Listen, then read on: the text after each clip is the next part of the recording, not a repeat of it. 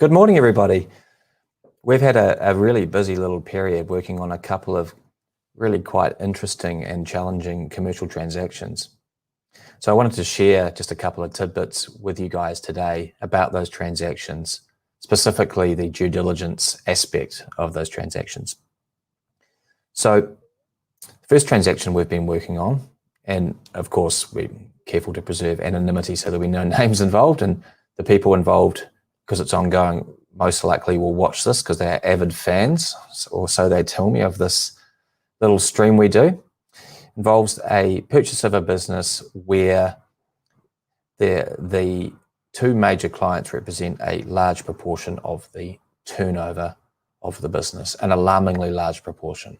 So our advice there has been to ensure that there are enforceable contracts in place between the company that they are purchasing and the customers of that company that make up such a large proportion of the turnover.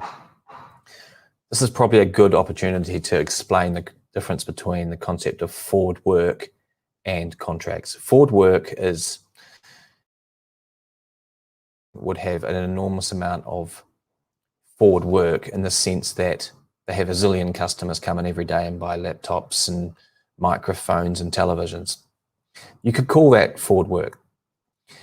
Contractual arrangements are where there is an actual agreement in place that of a certain duration, and you have certainty that as long as you're not in default of your obligations and you perform your obligations under the contract by delivering whatever it is you promised to do under the contract, you have certainty that those customers will continue to pay you over whatever the duration of the contract is, subject to those matters I just set out then. So that's an important distinction, the difference between forward work and contractual arrangements. The next matter that I wanted to talk about quickly was the importance of doing what I would call substantive or real due diligence. A lot of lawyers and accountants will look at the contract, the accountant will look at the books, but there's no real looking under the hood, so to speak, as to the real performance of the business. Lawyers should be looking at, like I said, that ratio of forward work to contractual arrangements. They should be asking you to go and talk to the suppliers, talk to the customers. They should be able to give you some good understanding and good advice around convincing the vendor that you are genuine, you have access to funds or funding to actually acquire the business, you're serious about it, you're spending money with lawyers, you're spending money with accountants, you have talked to your potential employer if you are employed, you've talked to your partner, your children if they're of the age that is appropriate to do that, possibly your parents, any other advisor, a life coach or someone like that. And you're really pot committed, so to speak, to use a poker analogy, to actually going through with the purchase. So the vendor isn't in the position where they think, we don't want you talking to our customers, our suppliers, our employees, because it's going to not be a good thing for us if this transaction doesn't go through, and then everybody now knows that we want out of the business. Second thing I really wanted to talk to you, was that the second? I can't remember.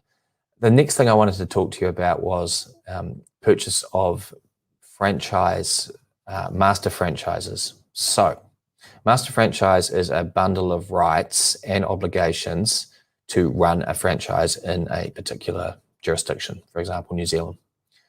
Assisting someone recently with this, and it became really clear from the outset that their previous lawyer had just been looking at the sale and purchase agreement for the master franchise and also the master franchise document itself. The fees quoted were pretty low, and it was evident that there was not going to be that kind of substantive due diligence as I described in the previous part of this little podcast. So you really need to, in this type of situation, take a proper look under the hood. You need to go and talk to franchisees. Again, that timing thing from the previous part of the talk comes in. You need to make sure that the franchisee's financial situation is not questionable. You make sure that they don't have a lot of money, if particularly if, for example, it's a hospo business, they don't have a lot of money owed to suppliers. They are financially viable, because while you as a franchisor will be taking, in most cases, a share of the top line as opposed to the bottom line, so a share of turnover as opposed to profit, you need these people, these franchisees, to actually stay in trade. You need them to stay in business if you're going to be able to collect that revenue. Next thing is, you need to, in this type of situation, you need to go and actually talk to the franchisees once you've acquired the business, and you need to establish rapport with the franchisee. It's all very well taking royalty revenue from a franchisee, because on paper you have a right to collect that revenue. We've acted for, and we know some great franchisors who realize that to succeed with a franchise model, you need to make the pie bigger. You actually need to give a shit about your franchisees. You need to look after these people in terms of show them that you care. You need to be hard sometimes, and you need to be tough, and you need to take no shit, because you're going to have problems. So that's another thing. You need to also be able to appreciate, what sort of person you are, and are you the right person to deal with 20 or 30 or 50 franchisees? Do you have the people skills based on your history and what you've done to actually come in and take on that model? Because it's no joke. It's not an easy thing to do. And the ones who are good at it, they have a lot of experience, but it is right in their neighborhood in terms of what they are good at. They're not someone who's been, introverted, worked as an accountant or an architect or something their whole life, all of a sudden have to deal with, 30, 40, 50 self-employed people who have enough pizzazz and go in them to want to run their own business, but maybe not quite enough vision to come up with the idea. So that's a unique blend of characteristics that these franchisees will have, and it's not an easy task to manage them. We dealt with the litigation side or pre-litigation side of a very complex, challenging dispute a few years ago for a good client of mine, and it became evident very quickly that he was on the vendor side, the franchise of this master franchise, but became very evident that the purchaser of the master franchise had never taken proper advice from either accountants or lawyers or both as to the real situation that had gone on in this franchise before he acquired it off my client.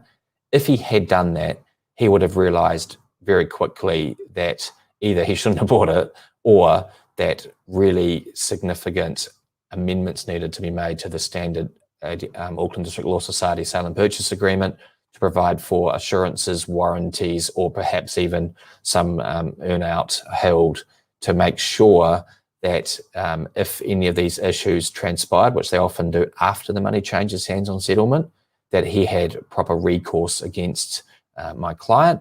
Because once the money's gone, it's a hell of a hard, as all the commercial people watching this today will know, it's a hell of a hard to actually get that money back. It's time consuming. And even if you do, the actual cost to your life in terms of going through litigation to try and get those funds back, a lot of people will tell you if they've been through it, that it wasn't worth it.